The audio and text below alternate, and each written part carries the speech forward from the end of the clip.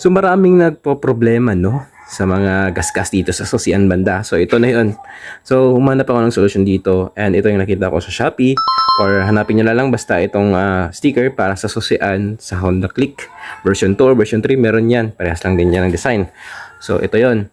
So may purpose din ito. Hindi lang ito maporma ha para hindi magasgasan yung pintura na nandito sa loob. So tuwing lalagay tayo ng susi, 'di ba? Merong mga nakasabay yan mga kuliglig or kung ano pa yan. Basta ganun na nakasabit dito and nagaganon-ganon tuwing nagda-drive tayo. So nagagasgasan po dito banda. Hindi lang dito, hanggang dito po yan. So ito yung purpose noon, itong sticker. Bahalang magasgasan itong sticker, wag lang yung pintura kasi nga mahal magpapintura ulit. So instead, bumili lang kayo nito, kagaya nito, bumili na lang kayo and at least man lang kung masira to or magasgasan to, pwede nyo nang palitan, napakamura lang.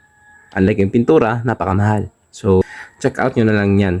Okay? Mura lang to ha. Hanapin nyo na lang. Kung nandito ka sa TikTok, hanapin nyo na lang sa Shopee. Meron ako pipin dito sa baba. Yun lang.